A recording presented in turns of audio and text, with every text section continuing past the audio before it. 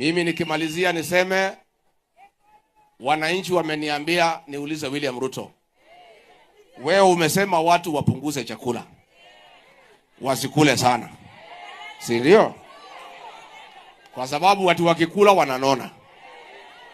Sasa Wakenya wananiuliza ushauri yako kwa wale hawana chakula yote ni gani? Because they are Kenyans who have no food. As president, you are advising people wapunguze chakula. Wanauliza wewe William Ruto, wale wa Kenya ambaye hawana chakula kwa manyumba zao, what is your advice to those people? Si ndio? Number 2, wanauliza wale watu walibomolea Githurai. Kuna mama amenipigia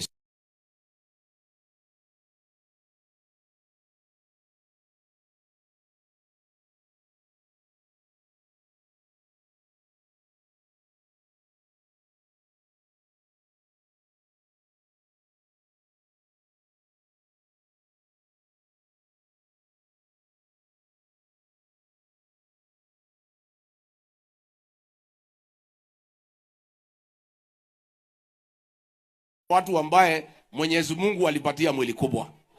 Si ndio? Amesema wale wote ambaye Mwenyezi Mungu aliumba wakakuwa na mwili kubwa ni fala, ni wajinga. Wale watu walipewa mwili kubwa na Mwenyezi Mungu. Wanauliza wewe William Ruto, ugali unahitaji kura zao? Sasa huyu Millie Momanga alipewa mwili mzuri na Mungu. Unahitaji kura yake? Because sasa wamama mpo? Na wewe nikuambie William Ruto, mwili ni maumbile ya Mwenyezi Mungu. Kuna wamama hapa wako na mwili kubwa na hakuna kitu wamekula.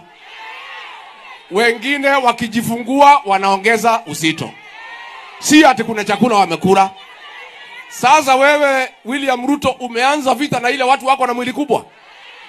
Sasa sisi nasema sile watu wote tuko na mwili kubwa hatuwezi chagua Kasongo. Si ndio? Wamama mpo?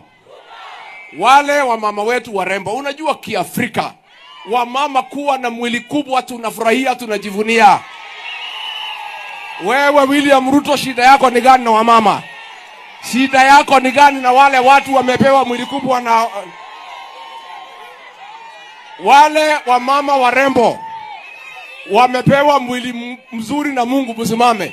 Wale wamepewa mwili na Mungu. Sasa Kasongo. Kasongo aende asiende? Kasongo aende asiende? Wewe Kasongo unatukana hawa mama. Ati unasema hawa